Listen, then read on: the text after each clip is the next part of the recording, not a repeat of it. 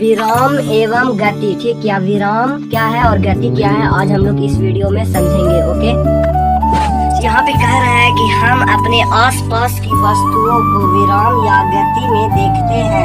उदाहरण के लिए कमरे की दीवारें, टेबल, पौधा, पेड़ इत्यादि अपने स्थान नहीं बदलते, अर्थात वे विराम में रहते हैं। इसके विपरीत चलती हुई गाड़ी, टहलता हुआ व्यक्ति, दौड़ता हुआ बालक इत्यादि अपने स्थान बदलते हैं, अर्थात वे गति में हैं।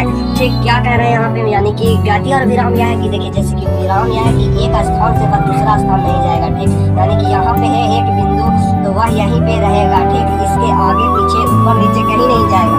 वही गति है कि यह यहाँ पे एक बिंदु तो समय के साथ साथ यहाँ पे आ जाएगा। ठीक, तो वही यहाँ पे कह रहा है। तो चलिए हम लोग परिभाषा देखते हैं, विराम किसे कहते हैं। यदि किसी वस्तु की स्थिति अन्य वस्तु की अपेक्षा समय के साथ नहीं बदलती हो तो उस वस्तु को विराम में कहा जाता है। यानी कि विराम यह कहते हैं कि यानी कि जो वस्तु किसी स्थिति अन्य वस्तु की अपेक्षा समय के साथ नहीं बदलती, यानी कि समय के साथ यहाँ पे एक वस्तु तो इसकी अपेक्षा वह विराम ही में रहती है, दूर चाहे फिर पास नहीं जाती हो तो वह विराम में है। और वही इसके विपरीत गति। गति किसे कहते हैं, यदि किसी वस्तु की स्थिति अन्य वस्तु की अपेक्षा समय के साथ बदलती हो तो वह वस्तु गति में है।